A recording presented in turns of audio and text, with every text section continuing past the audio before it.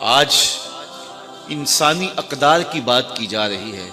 مجھے بتاؤ اس سے بڑھ کر کوئی ذلت ہو سکتی تھی کہ سکا باپ اپنی بیٹی کو زندہ درگور کرتا تھا اور اس پر معاشرہ داد دیتا تھا. جرم آج بھی ہوتے ہیں لیکن مجرم گردن جھکا کے چلتا ہے.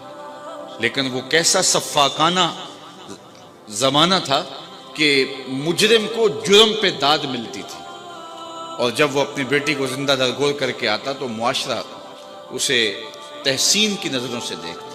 اور یہ اتنا بڑا جرم ہے. اللہ قرآن مجید میں ارشاد فرماتا ہے وَإِذَا الْمَوْءُودَةُ سُئِلَتْ بِأَيِّ ذَنبٍ قُتِلَتْ. قیامت کے دن سب سے پہلا فیصلہ قتل کا ہوگا، سب سے پہلا سوال نماز کا ہوگا اور سب سے پہلا فیصلہ قتل کا ہوگا. دوسرے لفظوں میں یہ سمجھ لیں کہ حقوق العباد میں سب سے پہلے قتل کا فیصلہ ہوگا اور حقوق اللہ میں سب سے پہلا سوال نماز کا ہوگا. اور پھر اس قتل میں بھی سب سے پہلے ان بچیوں کا قتل جو زندہ درگور کی گئی، ان کے ظالم باپ کے ٹہرے میں کھڑے ہوں گے. اللہ تعالیٰ ان بچیوں سے پوچھے گا بِأَيِّ ذَنبٍ قُتِلَتْ، کس جرم میں تمہیں قتل کیا گیا؟ اب سوال یہ ہے کہ ان بچیوں کو تو پتہ ہی نہیں کہ ہمیں قتل کیوں کیا گیا. ابھی آنکھ کھلنے نہیں پائی تھی کہ نوچ لی گئی، ابھی شعور سنبھلنے نہیں پایا تھا کہ گلا دبا دیا گیا، مٹی تلے دبا دیا گیا. انہیں تو پتہ ہی نہیں کہ یہ غضب کیوں ڈھایا گیا ہمارے اوپر، ہمارے ظالم ماں باپ نے یہ قہر کیوں توڑا. ان سے کیوں پوچھا جا رہا ہے جن کو پتہ ہی نہیں اور ظالم باپ کے ٹہرے میں کھڑے ہیں. اور دنیا کا یہ اصول ہے کہ مجرم سے اسباب جرم پوچھے جاتے ہیں، محرکات اسے پوچھے جاتے ہیں، صفائی کا موقع بھی دیا جاتا ہے. تو اللہ کی عدالت میں ان مجرموں کو جو کٹہرے میں کھڑے ہیں، پہنچ سے باہر بھی نہیں ہے، ان سے نہیں پوچھا جا رہا، ان بچیوں سے پوچھا جا رہا ہے بِأَيِّ ذَنبٍ قُتِلَتْ. تو یہ سوال اٹھایا مفسرین نے کہ ان بچیوں سے کیوں پوچھا جا رہا ہے، ان کے ظالم باپوں سے کیوں نہیں پوچھا جا رہا؟ تو جواب یہ دیا کہ بیٹیوں کا قتل اتنا گھنونا جرم ہے کہ اللہ تعالیٰ ان ظالم باپوں سے بات کرنا بھی گوارا نہیں کرتا. وہ اس قابل بھی نہیں ہے کہ ان سے خطاب عتاب بھی کیا جائے، اس لیے کہا ان کو جا رہا ہے اور جھڑکا ان کو جا رہا ہے. تو اتنا بڑا جرم جٹائی کے ساتھ ہوتا ہے، فخر کے ساتھ ہوتا ہے، اور معاشرے میں داد ملتی ہے اور کوئی اس کے راستے میں رکاوٹ ڈالنے والا نہیں ہے. یہ میرے حضور تھے جنہوں نے آ کے کہا بیٹیوں کو قتل کرنے والوں سن لو، میری بیٹی فاطمہ میرے جگر کا ٹکڑا ہے. اس کو صرف ہم کلمہ محبت کے مزاج میں لیتے ہیں، ذرا اس پہلو پہ بھی غور کیجیے.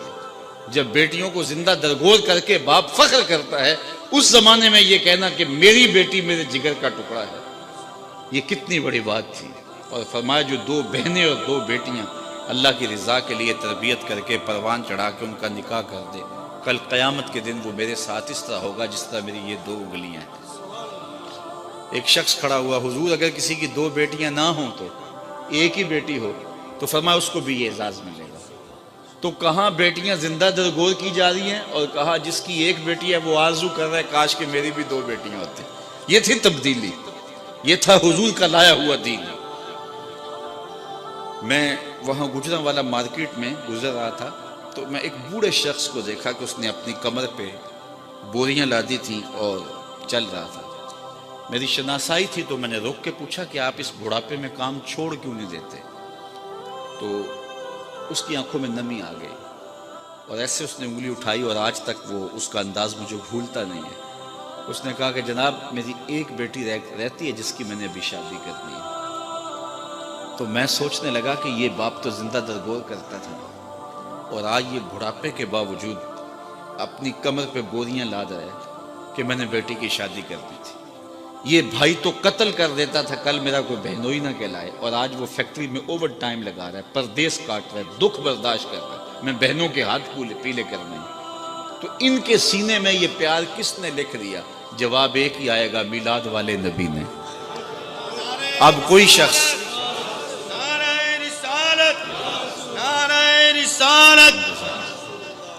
اب وہ بیٹی جس کو زندہ درگور کر کے باپ فخر کرتا تھا، اسی بیٹی کے لیے آج باپ اپنی جھکی ہوئی کمر پہ بوریاں لاد کے مزدوری کر رہا ہے. اس بیٹی کو عزت دی، اور جب بیٹی کو رخصت کرتا ہے تو باپ کی آنکھیں نمناک ہوتی ہیں. کوئی بندہ کہے اس بیٹی کو کہ تو حضور کا میلاد نہ منایا کر، میرے پاس یہ اتنے دلائل موجود ہیں تو وہ کہے گی منہ ادھر کر، مجھے تو عزت ہی حضور نے دی ہے، مجھے تو وقار ہی حضور نے دیا ہے۔ مولانا ظفر علی خان بولے ہم جس میں بس رہے ہیں وہ دنیا تم ہی تو ہو، ہمارا تو سب کچھ ہے ہی حضور ہے، ایک تو ہی ہوتے ہیں میریاں آساں دا سہارا، دس کنوں کراں جے تینوں نہ کراں یاد۔ بہن کی آبرو نہیں تھی، حضور علیہ السلام حضرت شیمہ کے ساتھ جو پیار کی انوکھی داستان رقم کی، جب ان کے قبیلے کے لوگ پکڑے گئے اور وہ حاضر خدمت ہوئی اپنے لوگوں کو چھڑانے کے لیے، تو حضور استقبال کے لیے کھڑے ہو گئے، اور پھر حضور نے چند گھوڑے اور چند جوڑے دیے اور پوچھا کہ کدھر آئی ہو، تو انہوں نے کہا کہ اس مقصد کے لیے آئی ہوں، تو فرمایا تم نے ویسے پیغام بھیج دیا ہوتا۔ اللہ اکبر! تو یہ تھا حضور کا دیا ہوا دین۔ ستیلی ماں تو ترکے میں بٹتی تھی، یہ تو سارے جانتے ہیں، لیکن تاریخ عرب ہے کہ سکے تین بھائیوں نے اپنی سکی ماں کو 900 دراہم میں فروخت کر کے 300 درہم بانٹے تھے، یہ تاریخ ہے۔ لیکن میرے حضور نے جنت کھینچ کے ماں کے قدموں تلے رکھ دی۔ سارا وقار یہاں ہے، ساری عزتیں یہی ہیں۔ ماں باپ کی رضا میں اللہ کی رضا چھپا دی، ماں کی ناراضگی میں اللہ کی ناراضگی رکھ دی۔ پھر خود عملاً حضور نے اپنی ماں کا ذکر کیا۔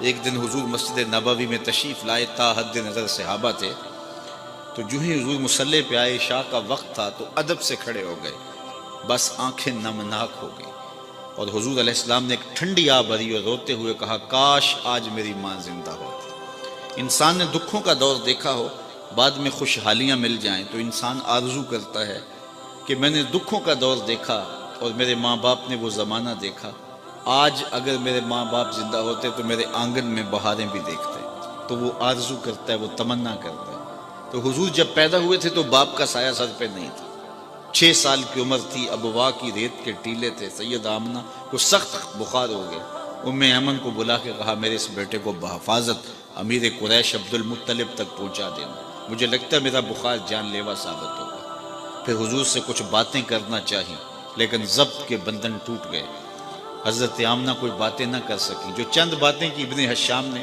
سیرت النبویہ کے اندر لکھی ہیں، کہا بیٹا ہر نئی چیز نے پرانا ہو جانا ہے، ہر باقی نے فنا ہو جانا ہے، میں بھی جا رہی ہوں، وذکرہ باق وولدت طہرا، لیکن میرا ذکر نہیں مٹے گا، اس لیے کہ تیرے جیسا ستھرا بیٹا چھوڑ کے جا رہی ہوں۔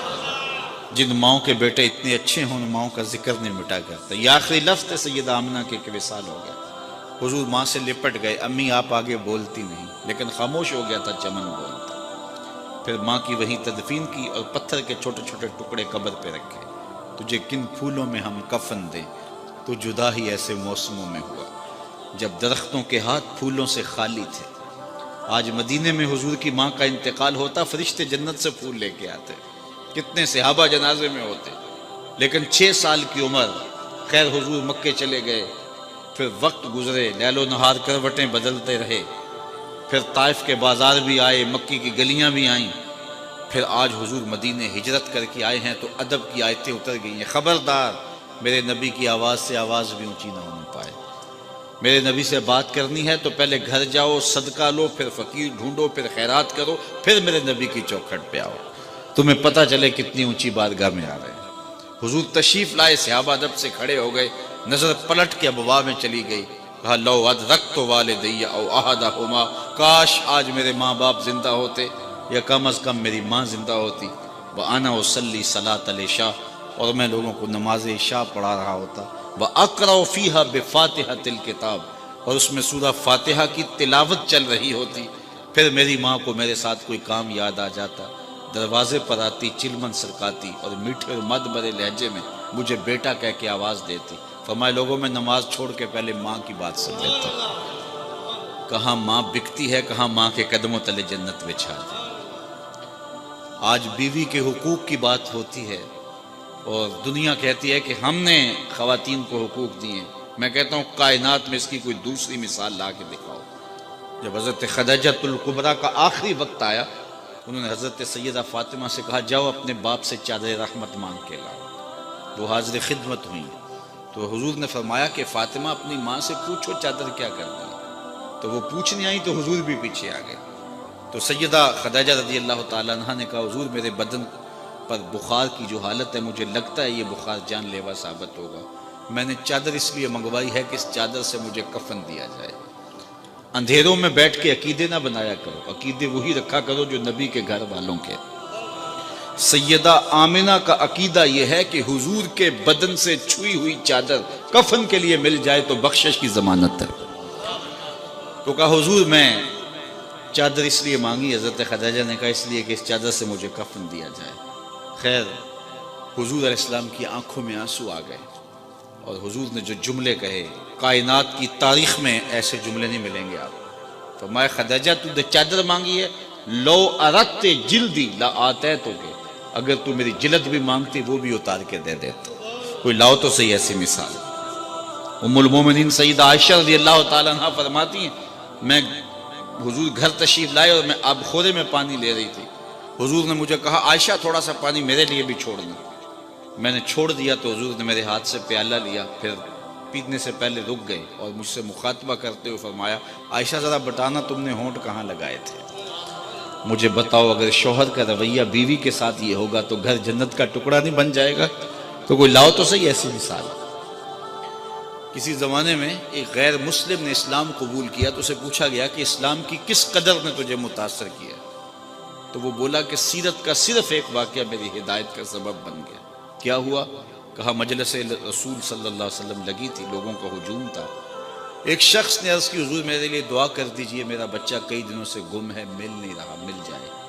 قبل اس سے کہ حضور کے ہاتھ اٹھتے اور اجابت کے سارے در کھل جاتے، ایک شخص مجلس میں موجود تھا، کھڑا ہو گیا، حضور میں ابھی فلاں باغ کے قریب سے گزر کے آیا ہوں اور میں اس کے بچے کو جانتا ہوں، وہاں میں نے بچوں کے ساتھ کھیلتے ہوئے دیکھا۔ باپ نے جب سنا کہ میرا بچہ فلاں باغ میں ہے تو اس نے دوڑ لگا دی، فرمایا اسے بلاؤ۔ بلایا گیا، بہت جلدی؟ جی حضور آپ جانتے ہیں ایک باپ کے جذبات کیا ہوتے ہیں۔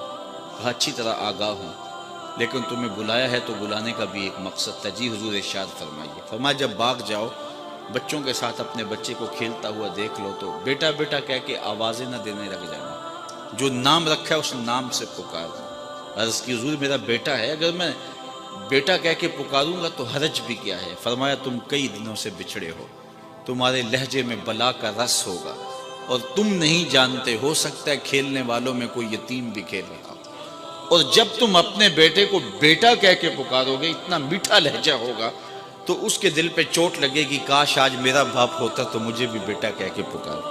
کہا یہ شوق گھر جا کے پورا کر لے۔ کوئی لاؤ تو صحیح کائنات میں ایسا۔ بیوہ کے سامنے اپنی بیوی سے پیار کرنے سے روکا گیا، یہ شریعت بیضا کا مزاج ہے۔ غریب کے سامنے اپنی دولت کی نمائش کرنے سے منع کیا گیا، بلکہ میرے حضور نے یہاں تک فرمایا اپنے گوشت کی خوشبو سے غریب ہمسائے کو تکلیف نہ دو، یا تو تھوڑا سا پانی زیادہ ڈال لو اور شوربے کی ایک پیالی ہمسایوں کے گھر بھی بھیج دو، اور اگر ایسا نہیں کر سکتے تو ایسے زاویے میں کھانا پکاؤ کہ اس کے بچوں تک مہک نہ پہنچے۔ بچے ہوتے ہیں، ضد کر بیٹھے تو وہ مزدور کیسے ضد پوری کرے گا؟ ان بلکتے بچوں کے آنسو کون پوچھے گا؟ وہ کیا کسی نے کہا نا دوپہر کو سلا دیتی ہے بچوں کو وہ اس ڈر سے، دوپہر کو سلا دیتی ہے بچوں کو وہ اس ڈر سے گلی میں پھر کھلونے بیچنے والا نہ آ جائے۔ تو کہا حضور کی سیرت کے اس واقعہ نے کہ یتیم کے سامنے اپنے بچے سے بھی پیار نہیں کرنا اور اس کو بھی جو ہے وہ بیٹا کہہ کے آواز نہیں دینی، اس نے مجھے بتایا کہ کتنی نزاکت قلبیہ کا لحاظ رکھنے والے حضور ہیں۔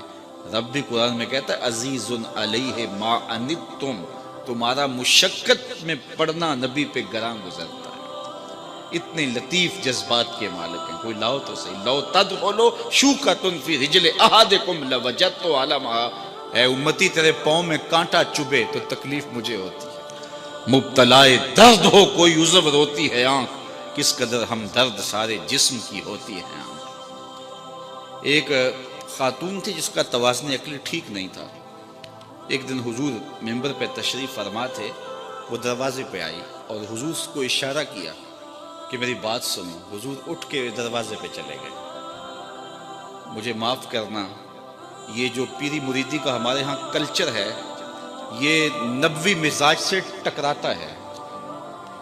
آج پیر بت بن کے بیٹھا ہوا ہوتا ہے، اس کا سٹیٹس نہیں دیکھا جاتا۔ رسول اللہ سے بڑا سٹیٹس کس کا ہو سکتا ہے؟